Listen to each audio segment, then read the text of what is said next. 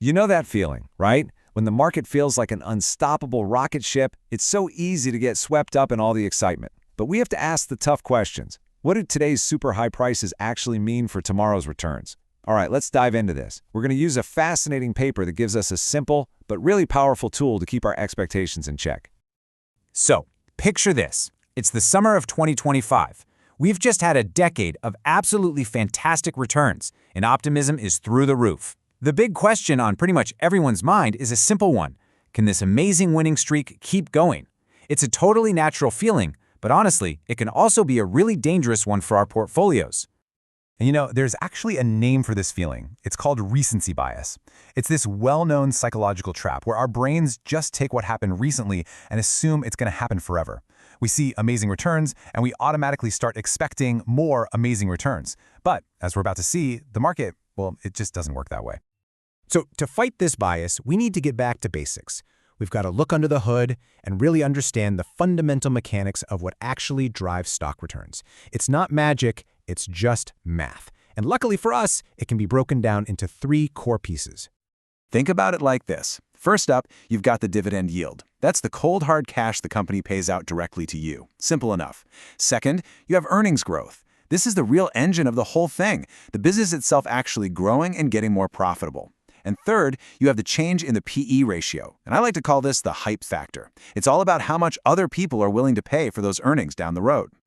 And boom, there it is. The paper we're digging into uses this simple formula called the return decomposition model. It basically says your future return is going to be roughly the sum of those 3 parts. Now, this isn't some crystal ball, but it is a powerful reality check. Let's put it to the test with a classic historical example.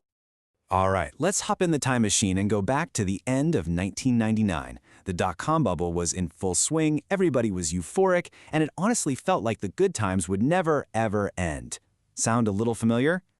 Investors in the 90s were just cleaning up. They were rewarded with a stunning 17.9% average return every single year. So of course, because of that recency bias, tons of people expected that to just keep on rolling. But what did our little model suggest was actually the most likely outcome for the next decade? Now check out this data, because this is where it gets really interesting. At the end of '99, the dividend yield was a measly 1.2%. But look at that PE ratio, 29.7. That is more than double the long-term historical average of 14.3. The hype factor was off the charts. So just think about what this means. For the market to keep delivering nearly 18% returns for another whole decade, the math required something absolutely spectacular to happen. You'd need a combination of impossibly fast earnings growth and for that already sky-high PE ratio to stretch even further. It was, as the paper puts it, extremely unlikely. So what was the reality? The actual average annual return for the S&P 500 from 2000 to 2009 wasn't 17.9%. It wasn't even positive. It was negative 0.7%. An entire decade of returns just gone. This just goes to show how dangerous it is when that hype factor gets way too high. But why did this happen? Well, it happened because of this kind of hidden counterweight that's always working inside the market. There's this fascinating and really powerful trade-off between the 2 biggest drivers of long-term returns. That's the earnings growth and the hype factor, the change in the PE ratio. Yeah, the research actually shows that over 10-year periods, the correlation between earnings growth and PE changes is negative 0.50. What that means in plain English is they tend to pull in opposite directions. When earnings growth is really strong, investors don't usually bid prices up even faster. In fact, the PE ratio tends to shrink. They almost never work together to push returns into the stratosphere. The author of the paper, Javier Estrada, he just puts it perfectly. He says, if one of these engines is pushing returns up, the other one is probably pulling them down. You just can't assume both will be firing on all cylinders to justify some super rosy forecast. So let's bring it back to today, or our summer of 2025 scenario.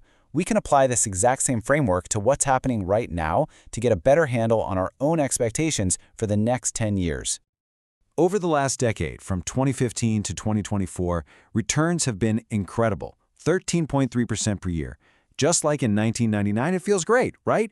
But again, we have to ask that sober question. What does the math say about the next 10 years?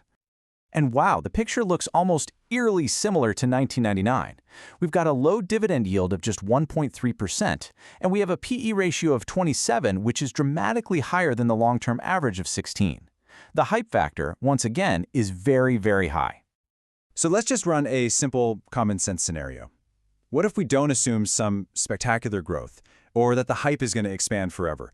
What if we just assume that over the next 10 years, things just go back to their long-term historical averages? This gets at a concept called mean reversion, and it's one of the most powerful and well-documented forces in all of finance. It's really simple. It just suggests that periods of above-average performance are eventually followed by periods of below-average performance, and vice versa. It's like a financial law of gravity. Things tend to pull back toward the middle. Okay, so let's do the math nice and slow. We start with our current dividend yield of 1.3%. We add the historical average earnings growth, which is 4.2%. So far, so good. But here is the kicker. For that PE ratio to fall from 27 all the way back down to its average of 16 over 10 years, that creates an annual drag of negative 5.1%. So when you add it all up, The expected annual return is just 0.4%. Now that is a massive contrast to the 13.3% we just got used to. What this really shows is that today's high prices are essentially borrowing returns from the future. So what do we do with this information? I mean, does it mean we should sell everything and run for the hills? Absolutely not. The real lesson here is about our mindset, not about trying to time the market. And I want to be crystal clear here, this is not a prediction that returns will be 0.4%. It's a demonstration of a principle. The real value of a model like this is that it forces us to be realistic. It's a tool to fight that recency bias and manage our expectations based on fundamentals, not just feelings. As the paper concludes, mean reversion is an incredibly reliable force. High starting valuations tend to lead to low future returns, and low starting valuations tend to lead to high future returns. It's a cycle that's as old as the market itself. And that really leaves us with a final question to think about. The noise of the market, the hype of the moment, it's always going to be loud.